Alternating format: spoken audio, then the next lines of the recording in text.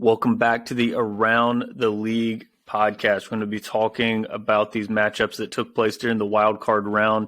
But a little housekeeping first to kick it off. We are recording this on Monday before the Dallas-Tampa Bay game. The reason we're doing that is because later in the week, we're going to have a fun one here. Rob and I are going to moderate an episode between the Eagles and Giants guys. So we got an Eagles podcast. We got a Giants podcast. Many of you have heard them on this podcast, specifically in the offseason and with season team previews. But it's going to be fun because Rob is going for absolute prison rules, no holds bar on this. He wants these guys going at it. They're going to have their own episodes out later this week as well, but they're going to hop on here to preview the Giants-Eagles matchup. So we will not be talking about that one on this. We're going to discuss everything else.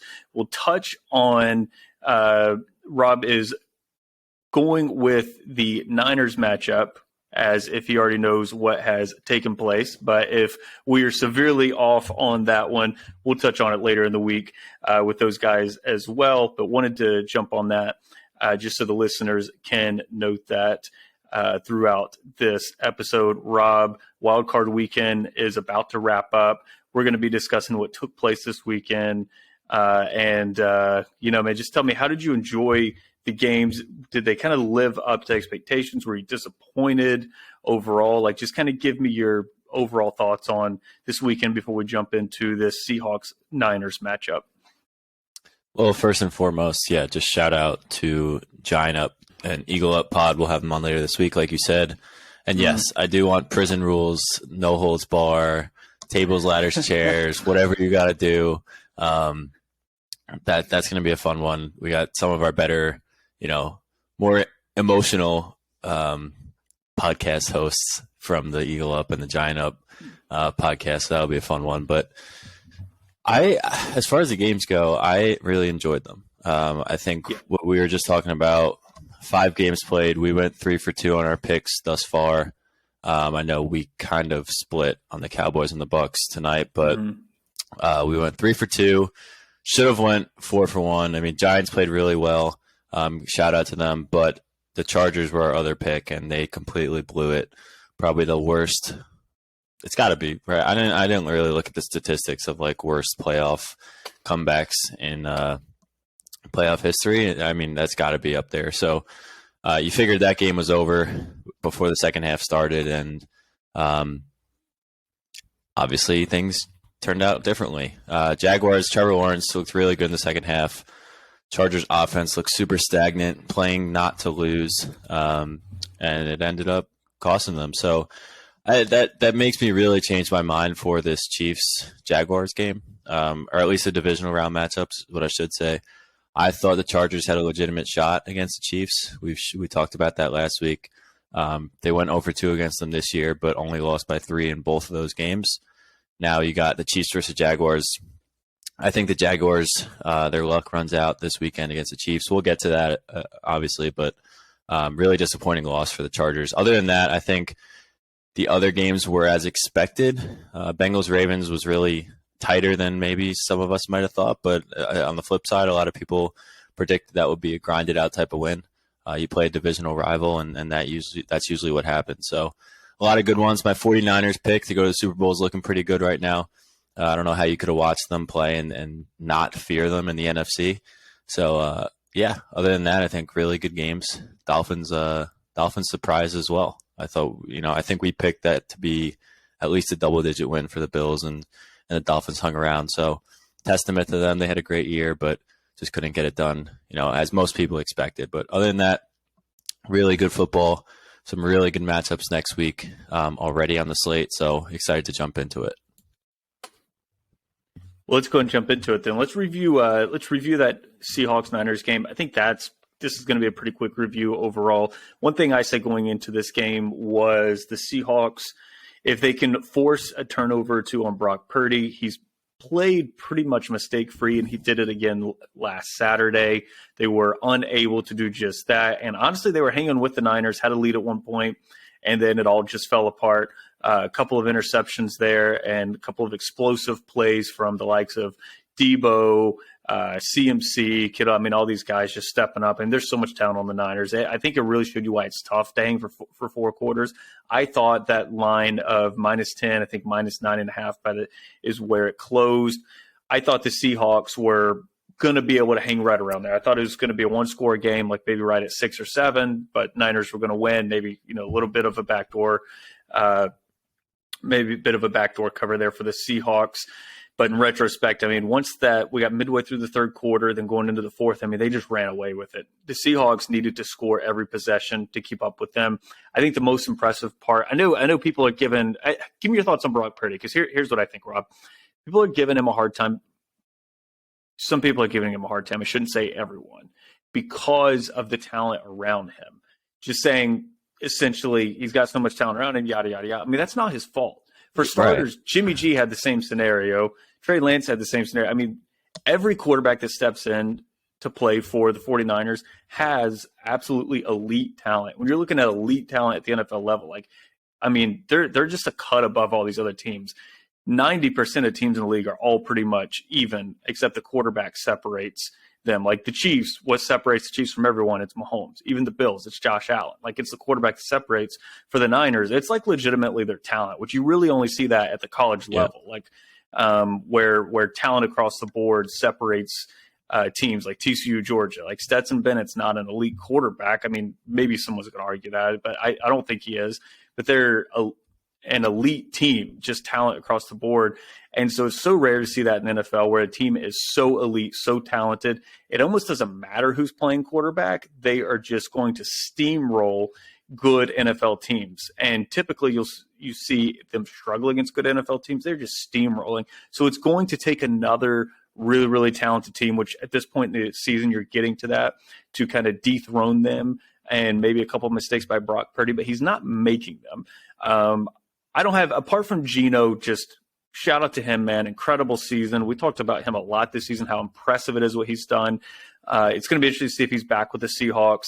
But I thought the Seahawks, it was their best game offensively in 2 games versus the other 2 games earlier this season. I thought they played pretty well, minus a couple of those costly turnovers. I think one of them wasn't necessarily Geno's fault. I think that sack fumble is the one where that really turned around the game in the third quarter.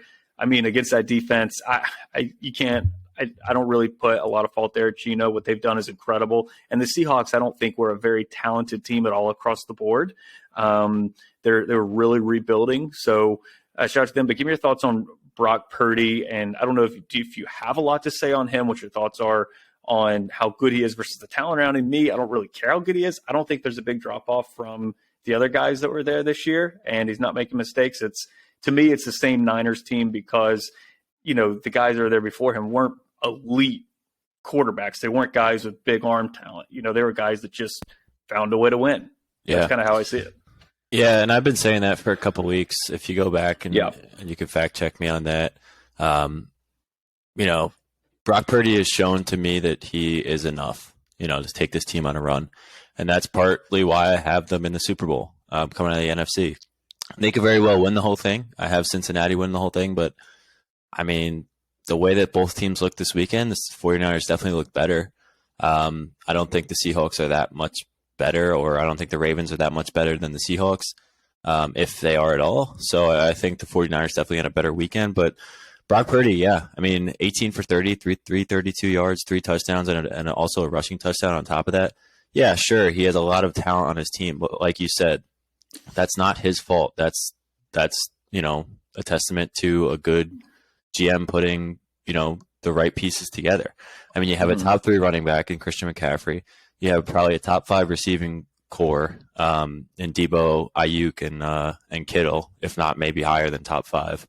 So yeah, Brock Purdy's doing the job that he's supposed to be doing. As an NFL quarterback, if you're surrounded by a top 5 offense in the NFL, as far as talent, you should be able to put up good enough numbers to, just put points on the board, because the defense is going to do their job. Their defense is that good that Brock Purdy just needs to have, average to, and he's had better than average games, certainly better than average games, but he's doing exactly what every NFL quarterback is supposed to have the talent to do when you put that much talent around them. So I saw a tweet this weekend where it said, and I don't necessarily agree with this, but said if you put Zach Wilson on the 49ers, he would be doing even better than Brock Purdy. I just don't think Zach Wilson's very good, but at the same time, it's like, I don't know, maybe, because the scheme works for Brock. The scheme may have worked for Zach. Obviously, what I just said before and what you said was you surround a quarterback in the NFL with a lot of talent, they should thrive. And that's why you maybe see Jimmy G thrive in this offense too. They have a really good team. That's what gives me a little bit of nerves around Trey Lance and what they're going to do this offseason between Brock Purdy and Lance. If Lance comes back healthy, I don't see how you can't roll Brock Purdy out there next year in week 1 if he's playing this good. I don't care if Trey Lance was your first round pick, high pick in the draft. Brock Purdy could potentially bring a Super Bowl to San Francisco, and you cannot deny that this offseason. So I'm super impressed with him. I'm super impressed with the Niners as a whole. I think they're going to be really tough to beat, regardless of if Dallas or Tampa Bay wins. I think the Niners win that game anyway, and move on to the NFC Championship. They're just that good. They have such a win streak going. I don't think they've lost since week 8 or week 9, whichever one it was, and they look that good. So, to answer your question, I think Brock Purdy's good enough. I think the people that are still doubting him need to open their eyes a little bit and see that he's done it on a consistent basis. That was one of our biggest points this year with a lot of quarterbacks and a lot of teams in general was they cannot be, quarterbacks have to be consistent. And that's what you look for, consistency. And Brock Purdy has been consistent pretty much every week he's been in as the starter, and they've won every game he started. So you have to roll him out. You have to have confidence in him to continue to win football games. And I think they have the right team to surround him and the right coaches. And I think they're going to make a serious run. I don't think it stops next week, whoever they play, Cowboys or Bucks. I don't think it matters. So super impressed with the Niners as a whole and Brock Purdy. I think the biggest difference between him and someone like a Zach Wilson is decision-making ability. And I think coaching scheme does influence a lot of that.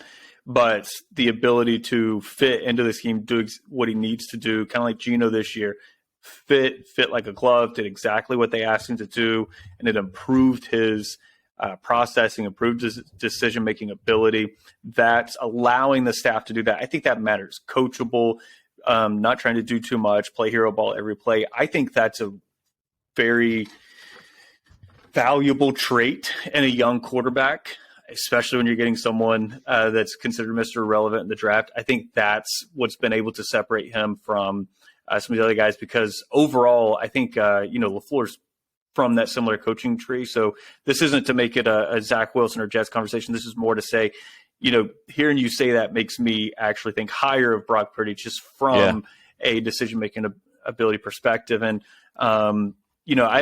even just in terms of turnover-worthy plays, only sitting at 3% since he took over as the starter and the number 12 graded quarterback. So a lot goes into that, but that's all to say he's doing what he needs to do to succeed, and he's going to have a tough test regardless of who they play next week. I know you've picked Dallas in this game. By the time people listen to this, we'll have known what took place in that game, but it doesn't matter to you because San Francisco is winning that ball game and selling on to the Super Bowl. You did mention Cincinnati and Baltimore as you were kind of talking through that analysis. So I'm going to jump to that game real quick while that's kind of fresh on my mind and we're talking about your Super Bowl pick. So the Bengals were your Super Bowl winner.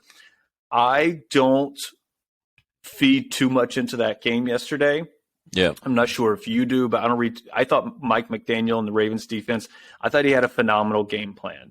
And you knew that you knew Tyler Huntley and them, they weren't going to hang 30 points. Like you knew that offense was not going to hang 30 unless they got a couple random crazy special team scores like the Bills got out of Naheem Hines a couple weeks ago in that season finale. But that's rare. And you knew they had to hold them under 20, similar to what we talked about with the Bills Dolphins, although they got up to 31 and they didn't. Now, the reason they didn't is not because they gave up a lot. It's because of just a complete gaffe there at the 1 yard line. All in all, I thought the Ravens played a great game. I think this is where we may disagree some is the Ravens have been top 5 in DVOA much of this season. They've had a really, really solid. They've had a top 10 defense all year, top 5 for the majority of this season. The Ravens have a very, very talented team.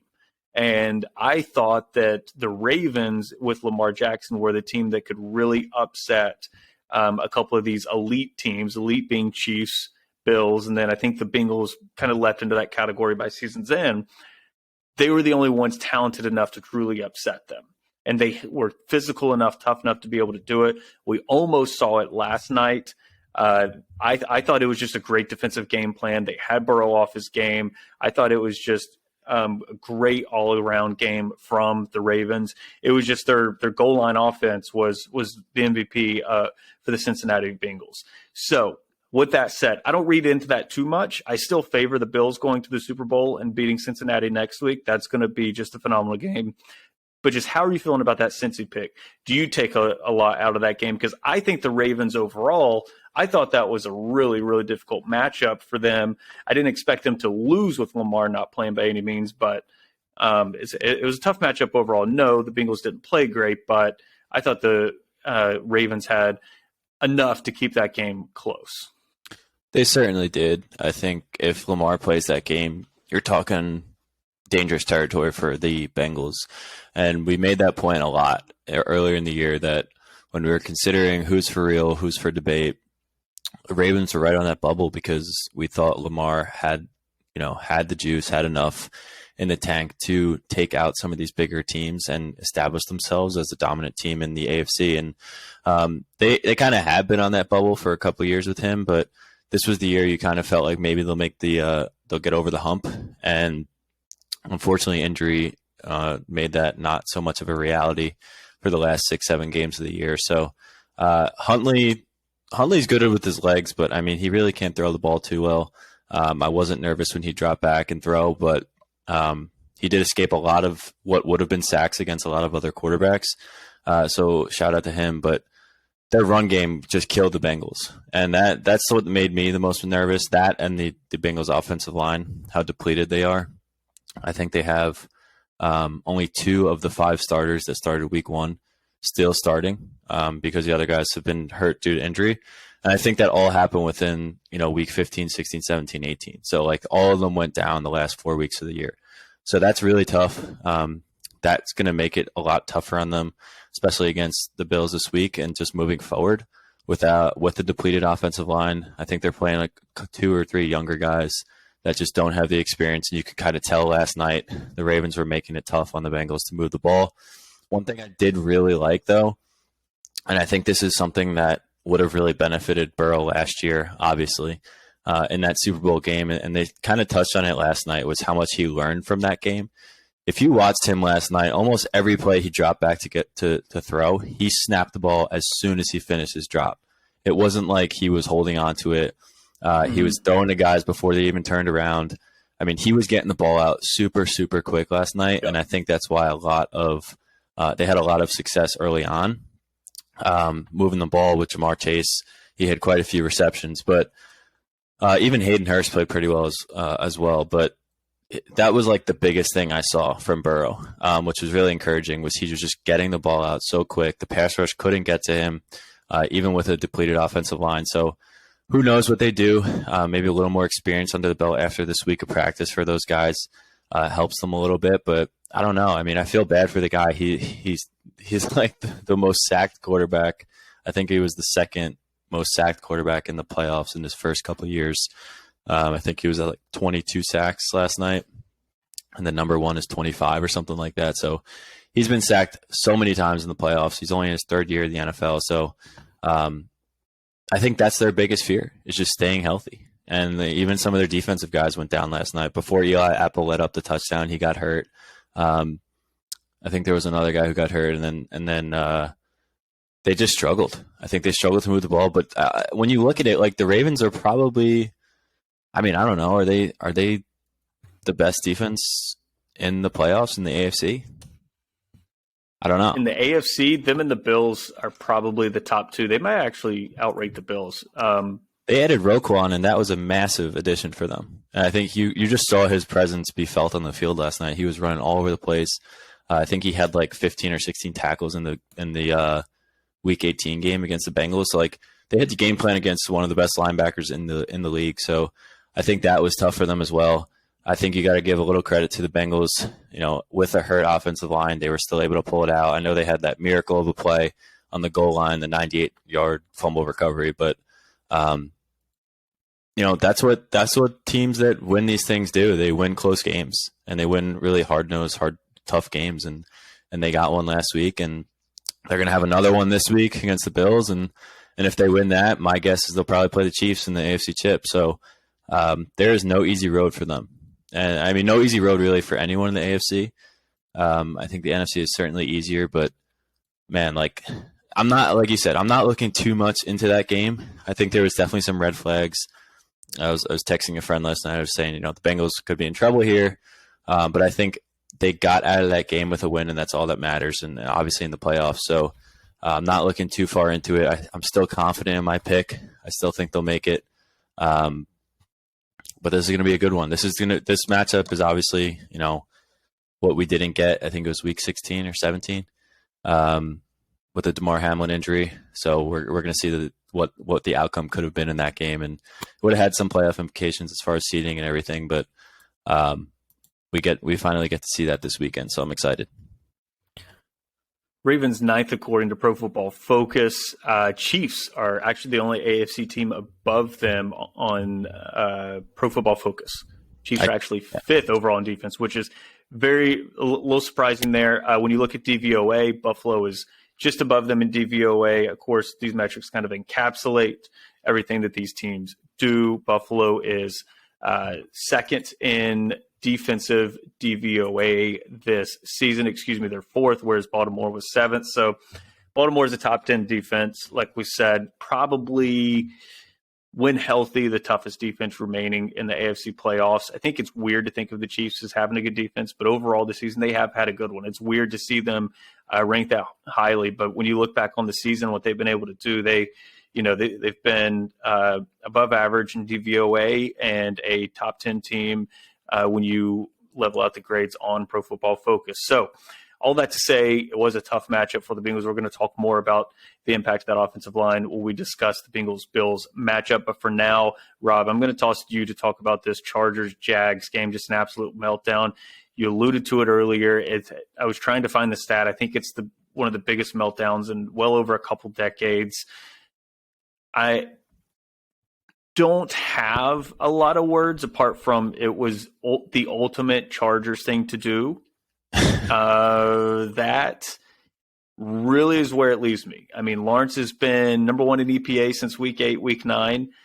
He threw 4 interceptions in the first half and just turned into what we thought he was supposed to be when he came out of Clemson in the second half. Towards the end of the second quarter, they got that touchdown. And then to me, it's just inexcusable about how passive that offense is with Justin Herbert. Yeah. Still did not push the ball down the field. Still were not aggressive. They were playing not to lose, and they just gave Jacksonville life over and over, and they paid for it. I think they've got to do something about letting Herbert be aggressive, letting him rip. They played passive, and they're paying for it. And I think deservedly so. They've done that to themselves. I think for me, I'm not a Chargers fan, but I'm a fan of good football and good offenses. And for me, it's extremely frustrating. And I think they've just paid for, their sins that we've seen over the last couple seasons. They missed out on the playoffs last year. This season, they have the stupid Mike Williams decision last week. That is a separate issue, but then they're aggressive. They have the bottom half of the league in yards per target. You have Justin Herbert, one of the best deep ball throwers. Second half, they do the same thing. They're just dinking and dunking. They're not pushing the ball downfield. You still have talent that can stretch the field. You have the quarterback that can stretch the field, really the dude that can stretch the field outside of like Mahomes and Allen. That's who you want to be able to do that is probably Justin Herbert. He's probably number 3 there, and they're not letting him do it. So I think they deserved it. Watching them blow that is, for a minute, I wanted to see Chargers and Chiefs, and then the next second I was like, man, screw it. If that's how you're going to be offensively with one of the best, most talented quarterbacks in the league, then you deserve it. That's what you had coming. And that's kind of how I see it played out. It's not much of a game breakdown, but give me your thoughts on that. I know you're a huge Herbert fan, bigger fan than I am. So that had to be just maddening to watch that transpire. Yeah, I love Herbert. I love Lawrence too. I mean, I loved him in college, and I really do think he's going to be a really good quarterback for many years. But I mean, gosh, I would have loved to see the Chargers versus the Chiefs one more time just to kind of see what happens. I really think, and this is so frustrating, and we talked about it last week, I really think Herbert is a different quarterback when Mike Williams is not on the field. And the fact that Mike Williams got rolled out there week 18 in a meaningless game would have had no impact on seeding, anything like that. They roll him out there, he gets hurt. He's one of the most injury-prone wide receivers probably in the league, especially this year. He's been on and off. And you roll him out there, like, come on. I mean, you have to go into the playoffs with full strength. And when Keenan Allen and Mike Williams and Austin Eckler are all in the field with Herbert, it's a totally different team. It's just such a killer. I mean, Everett had a good game. He's been really solid this year, but it's hard to watch constantly. And even like going to Twitter after the game and this whole weekend is just constantly hearing, Herbert's not the guy. Herbert's this and that. Like, I can't stand it because he's so good.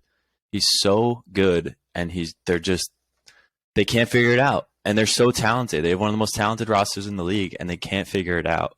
And it's just maddening every year to watch this. And I don't have much else to say. I mean, kudos to the Jaguars. I hope they can keep it close against the Chiefs. I think they will. I'm probably not giving them enough credit. They have been really good the last 7-8 weeks of the year. So maybe it's a better matchup. But I don't know. I mean, Trevor Lawrence went absolutely bonkers in the second half. He's a stud. He's going to be really good for a long time. I think the Jaguars are going to be a playoff team. They're going to dominate the AFC South for years now, and I think they're kind of establishing that with that playoff win. Just a massive comeback. I know James, who's over at Jet Up, he turned the game off, I think, at halftime, or when he saw it was 27-7, it was like, whatever, I'm going to bed. Then he texted me in the morning. He was like, the Jaguars won that game? I was like, yeah, it was ridiculous. And then Ryan chimed in and was like, yeah, it was all Trevor Lawrence. But, I mean, the Chargers had nothing in the second half. I mean, they punted like every possession. I mean, they had 0 turnovers in the whole game, yet they had no points. They had 3 points in the second half. It's like, that's awful. I mean, just looking at these stats is ridiculous. They had more time of possession. They had more punts than the Jaguars, yet the Jaguars still had more plays than them. Like, it just doesn't add up. So, I mean, shout out to the Jaguars, but it's really hard to watch the Chargers lose every year, and all the blame gets put on Herbert. I think some of the blame can get put on him, but I think a lot of it has to go to Staley, and I think Staley has to go. I think it just hasn't worked to this point, and it's not going to work. I mean, if he's going to continue to back that offensive system and the play calling, then yeah, he probably should. I'm okay with Staley sticking around another year or two if they can fix it offensively, but at this point, it's beyond frustrating to watch the same issues in their season over and over and it not to be corrected. Let the man loose. Cut him loose. You don't see Andy Reid holding back Mahomes. You don't see Ken Dorsey and recently Brian Daboll holding back Josh Allen. It doesn't happen. Burrow gets to let it rip. Like Herbert, they're constantly going into protective mode and holding him back. And I think that is something that has to change, or at least at minimum that has to change. If it doesn't, it's going to be the same song with the Chargers next season, whether it happens at the end of the regular season or early on in the playoffs. But nonetheless, let's hop over to this next game where we've got the Bills and Dolphins. Dolphins were able to make it an interesting contest. Josh Allen has at one point led the league in red zone turnovers between interceptions and fumbles. I can't remember if he finished first, if he did end up leading the league. So we knew that was going to potentially be a problem. We said that was one where Dolphins got to hold him under 20 points and it wasn't going to happen. But the forced turnovers allowed the Dolphins to get into scoring position and to keep pace and really give the Bills a scare and nearly pulled it off and eliminated them. However, there's too much talent. Josh Allen was too good, and they just said not today. Even when the Bills were at their worst, they jumped out to a good lead. They looked good. Turnovers took place. Defense kind of fell apart a little bit. Those corners started getting burnt by the receivers just a little bit.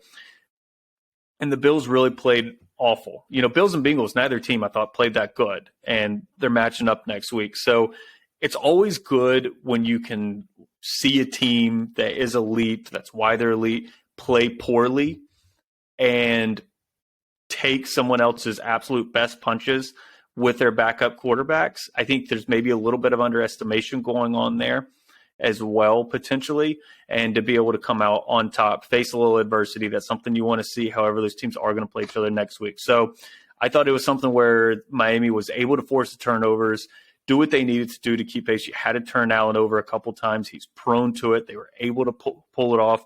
They were able to punch it in. A little bit of a defensive letdown by the Bills. I'm sure we'll be talking to Andy Mack about that at some point this week. But all in all, Bills are able to fight through adversity, get the win. They've been our number one, number two team pretty much all year. That hasn't really changed for me. They just need to – I don't expect them to underestimate the Bengals going into next week and vice versa. So I think that's going to be a game where you're truly getting these two teams at their absolute best, as opposed to what we saw this weekend where you had truly inferior teams due to their quarterback situation. They were not inept in talent, and I think that's maybe where underestimating someone happens. And it's hard to even say they underestimated it because it's these guys' jobs. So maybe I shouldn't even say that, but it's hard not to think that, that plays a bit of a factor there in terms of your overall focus. So I think that's what led to these closer games for the Bills and Bengals, but now they're on to visit each other next weekend and what's going to be just a tremendous matchup. So before we move on, do you have a lot of thoughts on Dolphins, Bills, anything specific you wanted to discuss with them? Not too much. I think there was a couple of games this weekend where it looked like a team was going to run away with it, and then it ended up being a close game. I mean, obviously, what we just touched on with the Chargers and the Jaguars, Bills, Dolphins felt like another one. Even at one point, like after the first drive of the Bengals game, I was like, I think the Bengals are going to be just fine. And it ended up all three of them being one-score games. So you kind of got to take out you can't fully take out regular season results from when you're analyzing playoff games, but it's just such a different atmosphere. It's such a different environment. Anything can happen. People are playing differently. You kind of watch as a fan differently, even when when there's 5 minutes left in a game and one team is down by one score or a field goal and they punt it away or something like that. You're kind of like, oh crap, like this could be the end of the season for whoever the favorite is in that game. So that happened a couple times this weekend, and it happened in the Bills-Dolphins game as well. So, if Tua plays, who knows what happens? You can't really speculate at this point. It was a good game. I mean, it ended up, and that's just what I want to see as a fan. And I think I don't really have again, I'm still taking the Bengals over the Bills. I don't think you can look at how the Bills played this past weekend and say they're absolutely going to come out of the AFC or absolutely going to beat the Bengals. I think both teams had subpar games. I think they're better than how they played this weekend, and I think they're going to have to play better than how they played this weekend going into the divisional round this coming weekend. So that's all I really have. I mean, Josh Allen has to be better with the ball, less turnovers. But they trust him. They trust him to make big plays. Yeah. They trust him to run the ball. And when you do those kind of things and you give him that green light, sometimes you turn the ball over. So if he can limit those turnovers, I think they'll be tough to beat. But again, I'm staying true to the Bengals next week. And I think that's going to be a really fun one that a lot of people would have loved to see a couple weeks ago. For obvious reasons, that didn't happen. But now we get to see it this weekend in a playoff game to go to the AFC Chip. So should be a really good one, really fun one. I'm sure we're going to hear a lot more about the Giants later this week when we talk to those guys for a second episode this week. But let me get your thoughts on Giants-Vikings. We call the Vikings frauds all season. They were 11-0 in one-score games. Now they're 11-1 in one-score games. A stat that is just prone to regress at some point next year. May be ugly in those one-score games. That's something that's typically closer to 500 than being 11-0, which is an insane stat to close out games like that. They were 30th in the league in scoring differential in the first half, and they were first in the second half, specifically the fourth quarter. And it finally bit them in the butt. But that's their ceiling. We talked about that all year, Rob. That's why the Vikings are fraud. Kirk Cousins' ceiling is a conference championship game. They weren't able to get past the Giants. You and I both thought they would. Great scheme, great game plan by the Giants. They executed. I didn't think they were going to be able to hold the Vikings under 30 points. I didn't think they were going to put up 30. I thought it would be close, but you and I both thought the Vikings pulled out. I think I was leaning more towards the Vikings, even stronger than you, but they are what they are. They're the frauds that we thought they were. And it really showed. Shout out to the Giants, man. So much fun to follow this team. Fun to follow Joe and Justin at Giant Up. I can't wait to talk to them later this week, and we'll talk more about that game then, I'm sure. But Kirk Cousins, that's a ceiling, and they're probably going to be rolling with him again. And Kevin O'Connell and him is going to be a good pairing, but they're a wild card divisional team, and that's where they're capping it year in and year out. And we saw that again this season where the Vikings season comes to an end. Giants marching on to Philly. Again, we'll be previewing that one later this week. But before we jump into these divisional previews, do you have any thoughts on Giants Vikings that you wanted to give out right here? I think for us, although we picked the Vikings last week, I think it was kind of like, I don't know. I don't want to say 50-50. That sounds like pretty cowardly. But I would say like 60-40, we had the Vikings. And I don't think we're sitting here shocked that the Giants won by any means. I think a lot had to go right for the Giants to win, and some stuff has to go wrong for the Vikings to lose. But everything went right for the Giants, pretty much. I mean, outside of that first drive of the game where you thought the Vikings might put up a lot of points after just driving right down the field on the first drive, getting a touchdown, they kind of held them in check the rest of the game, and Daniel Jones played phenomenal. I think that was his best game to date in the NFL, like no question. They used him really well. I think he made some really good decisions. He's very dangerous on his feet, and he showed that. I think he rushed it 17 times or something like that. 17 for 78. So, and not a lot of those plays were designed runs, if really any of them. I think maybe a couple, but outside of that, I think it was a lot of nothing's open and he scrambled. And I'm not really surprised with nobody being open sometimes. The Giants don't really have the greatest wide receivers. Slayton had a pretty good game. Hodgins had a pretty good game. But man, Daniel Jones played a near perfect game, and he had to. And I think they have some confidence going into Philadelphia. Like I don't hear any Giants people saying that the season's over. Like I think that's as good as they looked all year, and that's exactly what they needed to do going into Philly. They're healthy. They look good. I mean, I was really stunned. I was texting my Giants friends yesterday, and I was like, man, like they do look really good. I did not expect this. I didn't watch a lot of Giants games this year, but they looked a lot better than I expected. And I anticipate them to go into Philly with a chip on their shoulder. A lot of people writing them off outside of the Giants community, that is. But I think the Giants community has some confidence, and I can see why they do. I think they are better than some of us expected. They're not very talented outside of Saquon and Daniel Jones, but they play hard and they come out with some wins here. So really exciting to watch them play. They're fun to watch, actually. So I think it'll be a fun one against the Eagles. And I think they got them twice this year. They definitely did, because the Eagles only lost one game. So they got them twice this year. Like we always say, it's tough to beat a team 3 times. So maybe Giants pull out some magic this week.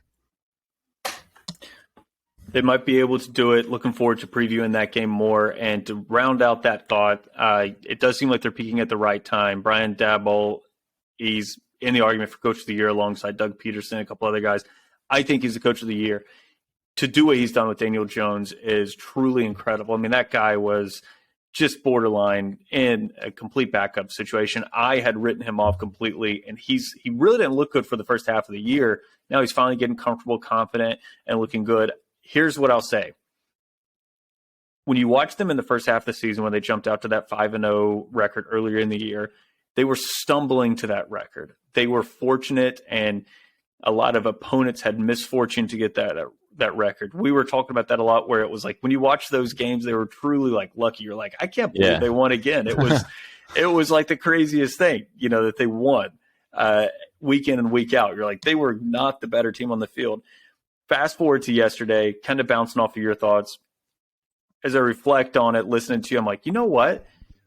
They went out and took it. They went out and got it. They didn't stumble their way to victory. I mean, they took it. They looked like the more talented. They looked like the better team all day long, not for like half a quarter when they were able to like Dabble coached them to this win. And you're like, how did he do it? It was like they came out and they won. They were aggressive from the jump. I think that's a massive, massive difference in the Giants from earlier in the season to now. So we'll see how close that they can keep that game with the Eagles next week and if they can even pull it off. But Jags and Chiefs, I think the Jags can make this a game. I think they can make it competitive. I don't think that they're going to win this by any means. I will run through. The Chiefs are currently the number one offense according to PFF. Mahomes is the number 2 graded quarterback according to Pro Football Focus.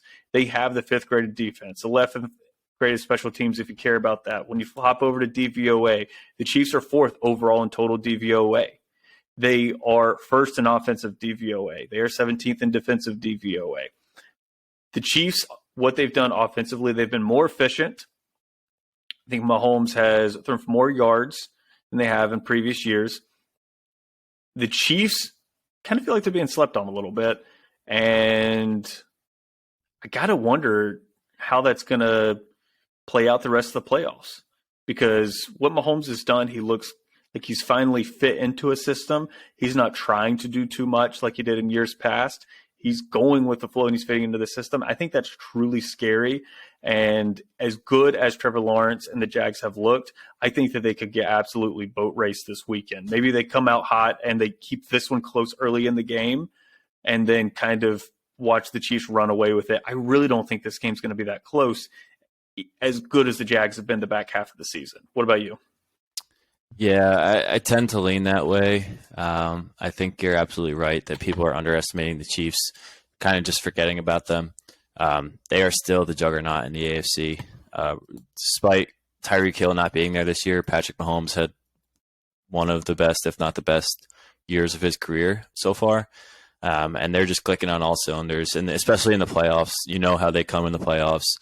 Their fans expect AFC Championship every year. And I think they bring that ability every year. So it's going to be hard for the Jaguars. I think this is a great start for the Jaguars and what their franchise will look like in years to come. Mm-hmm. But I think the steam runs out this weekend. I think the Chiefs move on. If I have to guess, I mean, I was dead wrong on my predictions as far as scores go last week. But yeah, I'm leaning more towards like a 10 to 14 point win. For the Chiefs. I just think they're going to be too much. I think their offense is overwhelming. Like we talked about just before, their defense is a lot better than some people might think. And I think they're going to just be a little too much firepower for the Jaguars. I think when most people look at the remainder of the AFC, the Bengals, Bills, Chiefs, Jags, I think a lot of people look beyond the Jaguars at this point. I think if the Chargers were in, I think it'd be a different story. I think they could give the Chiefs fits, but obviously not the case. So I think a lot of people are looking at Chiefs moving on, and then Bengals, Bills as a toss-up for a lot of people. But yeah, so I'm going to take the Chiefs. I think they win pretty comfortably, but it's just been a phenomenal year for the Jaguars. And I think they showed, like I just said, showed the league that they're here to compete for a lot of years ahead. And they get Calvin Ridley back next year, which a lot of people are forgetting how good he was. So that's going to be a massive upgrade for them as well. But they're looking good. I just don't think they're good enough to compete with the Chiefs. Not compete, but to beat the Chiefs. So give me Kansas City in a double-digit victory this weekend. Let's get down to brass tacks with this Buffalo and Cincinnati matchup, because I don't have any arguments there, obviously. This is going to be an absolutely phenomenal game. It's going to probably be the most hyped game of the weekend, and for good reason. You have Josh Allen, the number 1 graded passer, according to Pro Football Focus, going against Burrow, the number 3 graded passer. You have the Bills, who are number 1 overall in team DVOA, 2nd in offense, 4th in defense. The Bengals are 5th overall in DVOA. They are 4th offensively. Chiefs were 1st. 4th offensively, 11th defensively. 2 elite teams. One thing that stuck out to me with the Bengals this season has been how much better their defense has been over the course of the season. Remember, last year, they were awful defensively. They were bad on the line, on the offensive line, and they really weren't that good defensively. They were average, and they really kind of hit their stride, and they were really, really good defensively in the playoffs, like really, really good last year in the playoffs defensively. But they've been able to keep that over the course of this season.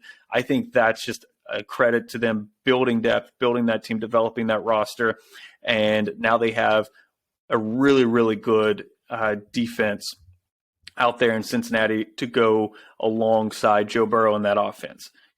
We know that offensive line is a little depleted, which kind of calls back to last year, potentially why they ended up not having a couple extra seconds to win that Super Bowl, hitting Chase deep. So the Bills, we know that they have these moments, these mental lapses where they just kind of go to la-la land. They're clearly the best team in the league, and they just disappear. They did it against Miami. They've done it a couple of times throughout this season. Josh Allen has led the league in red zone turnovers for much of this season. It can be a problem. This game currently has Buffalo as a 5-point favorite. I think that's a massive line. Yeah. When I saw 5, that I thought 2.5. 2.5, 3.5 at most. 5 is a massive number, man. I was stunned to see them as 5-point favorites in this one. I understand home field advantage and them being a favorite, but that's a massive line. And I'm not sure if there's something we're potentially missing at all with that, if it's truly is this offensive line getting factored into that spread potentially. But, I mean, this is my Super Bowl pick against your Super Bowl pick, and when I saw that, I was like, that doesn't make any sense because this is a borderline pick 'em to me. And it's home field advantage, maybe giving them that 2 or 3 points. But what about you? I don't know. That seems really high to me as well. Mm-hmm. I would also argue it should be around 2.5 to 3.5. I think that's a more comfortable line. I'm not going to take the Bengals with the points because every time I bet on a team that I want to win, they lose. So I'm going to stay away from that. But I think, like you said, to just get back to the Bills for a minute, like when they came out, I'm actually really shocked because that's the first time I heard 5 points. So like I lost my train of thought just thinking about that.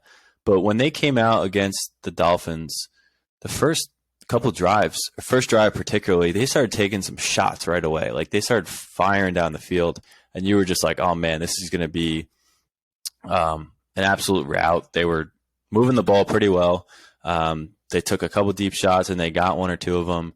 And you just thought they were going to run away with the game. You got Tony Romo calling Josh Allen, Mr. January, all this crap that I think is a little premature. But you just thought they were going to run away with it. Same kind of feeling with the Bengals. Their first drive, drove down the field, only got a field goal, but looked good, looked clean on the first drive.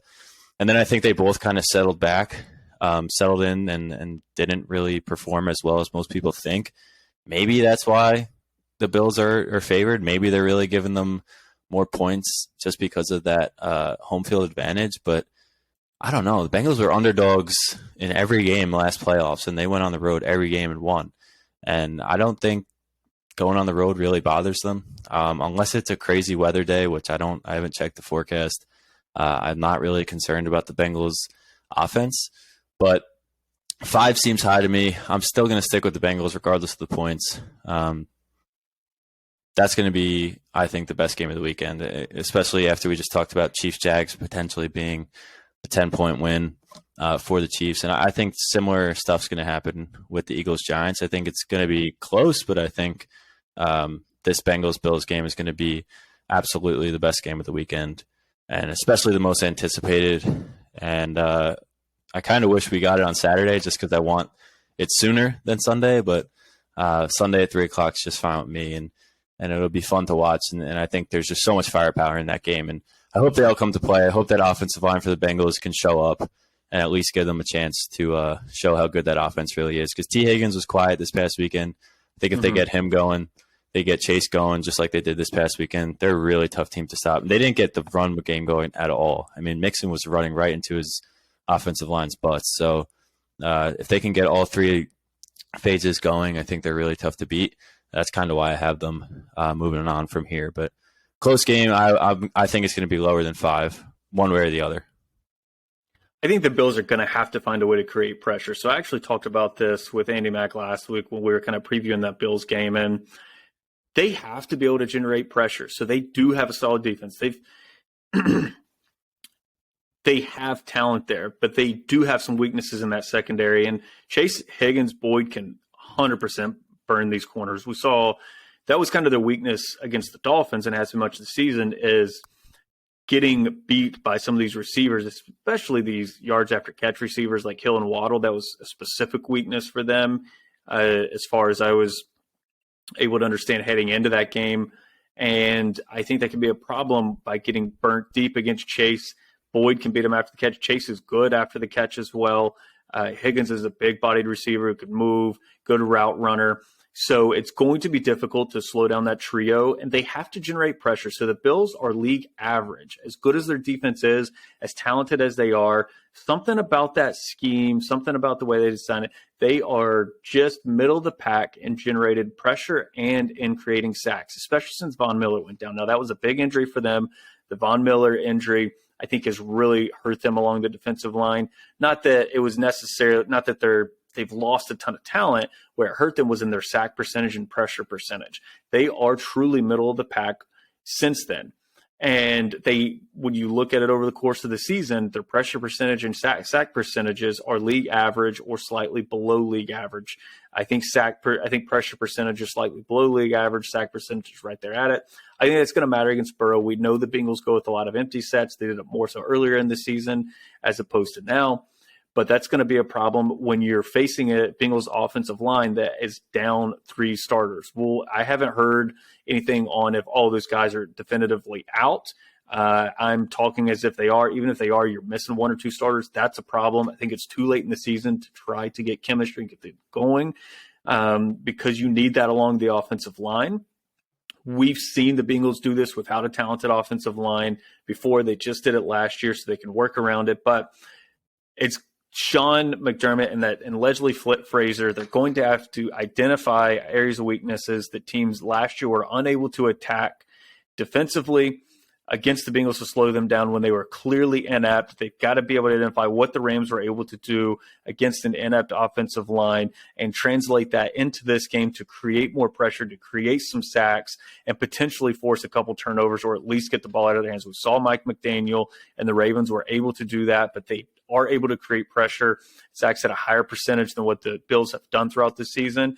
But the Bills do have quite a bit of talent on that defense, if not just as much talent as teams like the Ravens do. So that's what I've got to see from the Bills. I think Josh Allen's going to do his thing. The Bengals have a really good defense. I think they're going to find ways to slow him down.